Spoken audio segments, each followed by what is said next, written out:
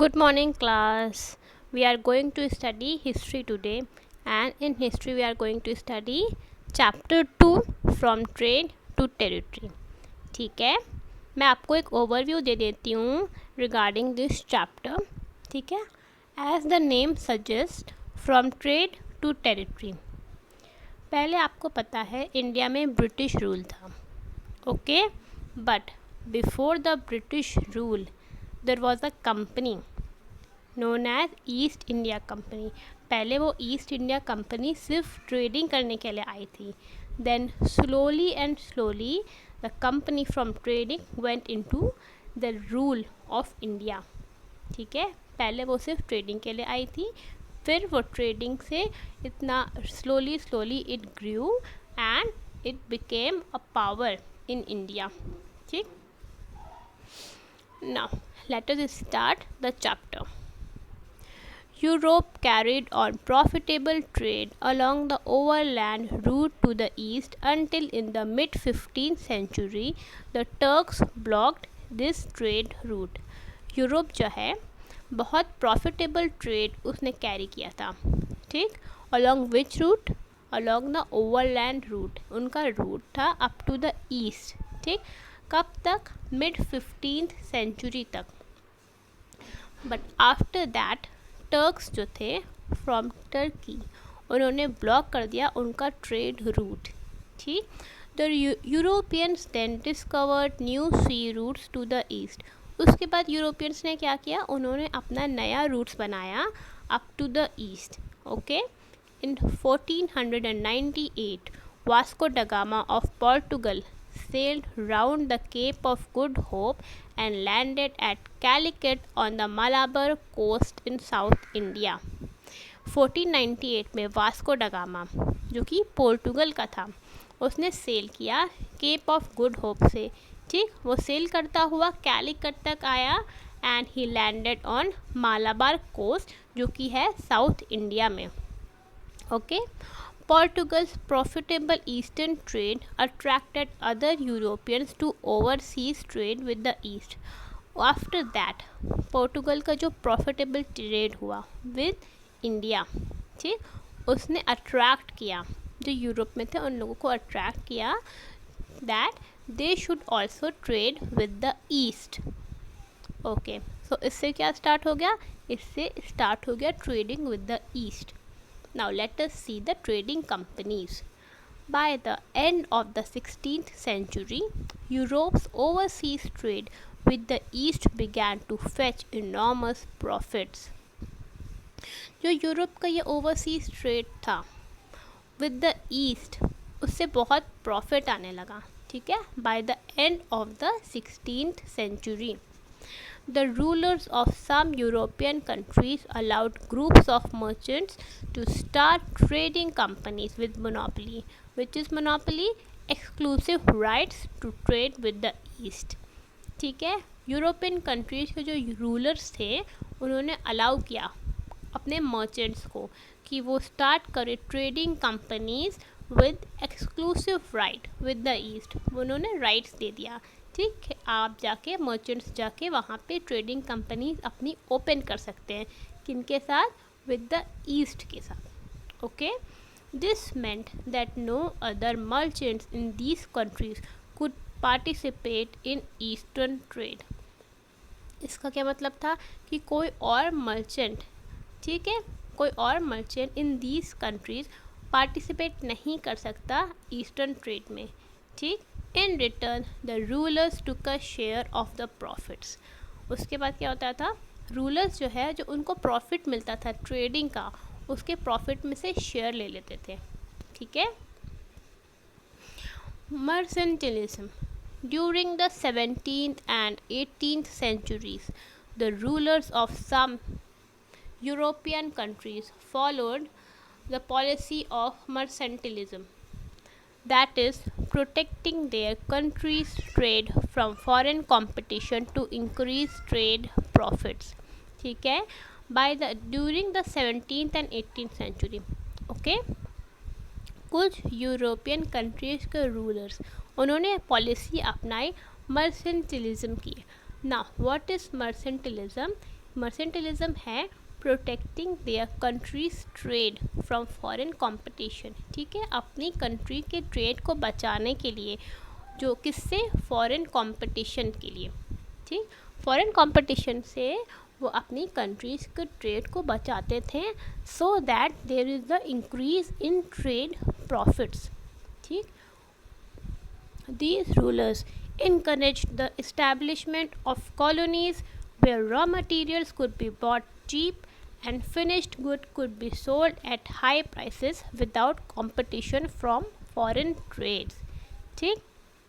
अब ये जो रूलर्स थे जिन्होंने अप्लाई किया मर्सेंटिलिज्म, उन्होंने क्या किया, उन्होंने इंकरेज किया इस्टेब्लिशमेंट ऑफ कॉलोनीज़। उन्होंने अपने ट्रेडर्स को बोला कि कॉलोनीज़ आप इस्टेब्लिश करो जिसमें रॉ मटेरियल्स जो होंगे उनको हम चीप बाय कर सकते हैं, ठीक है, और जो फिनिश्ड गुड्स होंगे, okay, the goods that are prepared, okay, the finished good can be sold at high prices, उनको बेचेंगे हाई प्राइस पे without competition from foreign trade, because they had already avoided the competition from foreign trade, ठीक।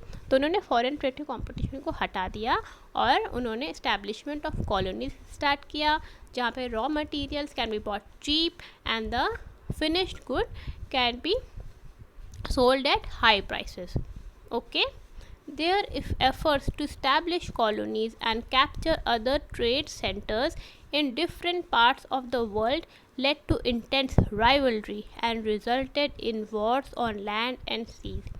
अब देखो, इन्होंने बोला कि establish करना है कॉलोनीज़, ठीक है, और क्या करना है, उससे क्या होगा, कैप्चर करेंगे अदर ट्रेड सेंटर्स, ठीक, in different parts of the world. उन्होंने फॉरेन का इन्वेजन को रोक दिया और ख़ुद जो है इस्टेब्लिश करी कॉलोनीज और दूसरों की ट्रेड सेंटर्स को कैप्चर कर लिया, ठीक, in different parts of the world.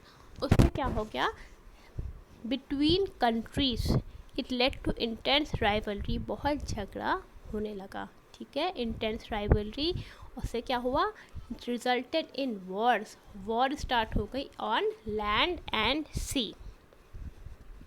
ना next topic, east India company comes east.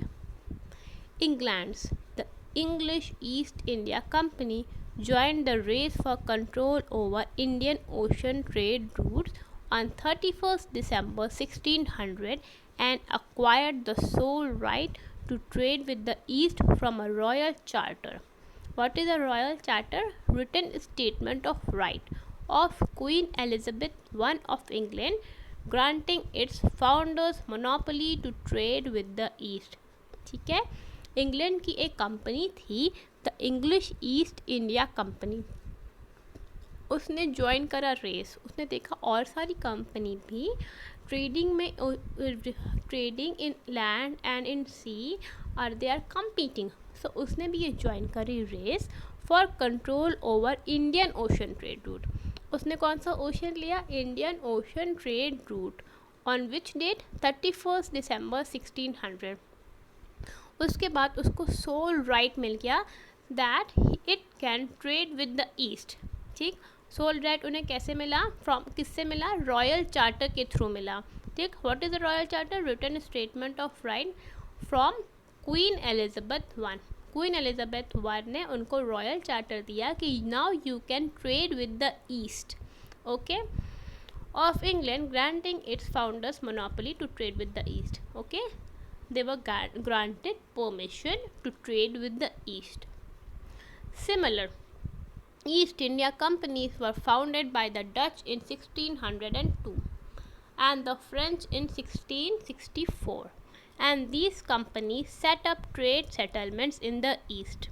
However, the English East India Company opened its first trading port known as the station or factory in 1608 at Surat on the west coast. Okay? पहले भी England की कुछ east India companies थीं, ठीक, that were founded by the Dutch in 1602 and French in 1604. उन्होंने अपना trade settle किया था ईस्ट पे, ओके। मगर ये जो कंपनी है इंग्लिश ईस्ट इंडिया कंपनी, उन्होंने अपना फर्स्ट ट्रेडिंग पोर्ट ओके उन्होंने अपना फर्स्ट ट्रेडिंग पोर्ट स्टार्ट किया इन सूरत, ठीक, in 1608 on the west coast. Okay, Captain W. Hawking lived at the Mughal court for about 3 years between 1608 to 1611. जो captain W Hawking थे वो Mughal court में रहते थे, okay, and he lived there for up to 3 years. In 1615, English monarch James I sent Sir Thomas Roe to secure trading agreements with Mughal Emperor Jahangir. उसके बाद क्या हुआ, 1615 में एक मोनार्क थे जेम्स वन, उन्होंने अपने एक सेंट थॉमस रो को भेजा टू सिक्योर, उन्होंने अपना एग्रीमेंट्स को सिक्योर कराने के लिए भेजा, किसके साथ, मुग़ल एम्परर जहांगीर के साथ. उस टाइम के मुग़ल एम्परर थे Jahangir. Subsequently, the company established factories at Broach and Ahmedabad also. पहले ये बस जो है सूरत में इनका स्टेशन और फैक्ट्री इस्टेब्लिश हुआ था, उसके बाद इन्होंने एक्सपैंड की अपनी factory in broach and Ahmedabad also. In early 17th century, the Dutch too made efforts to explore the possibilities of trade in the Indian Ocean. उसके बाद जो डच थे उन्होंने भी ट्राई किया कि जो है वो ट्रेड करें इंडियन ओशंस के, इंडियन ओशन ट्रेड रूट में. Okay, after them soon the French arrive to and the French factory was established at Surat in 1668. After Dutch French companies आई, ठीक, and they also started their station and their factory in Surat in 1668. Okay, understood up till now? So आज हम यहीं तक पढ़ेंगे and in the next class we will start from the topic trade wars, conquest of Bengal. Okay, so it is a big chapter, we will complete it in 2 or 3 parts. Okay, तो अभी मैंने यहाँ तक पढ़ाया है, आप इसको revise करो. ओके, नेक्स्ट क्लास में हम पढ़ाएंगे next topic that is trade wars. Okay, I hope you had understand up till now. Okay, now I am just closing the chapter now. Okay, good bye class.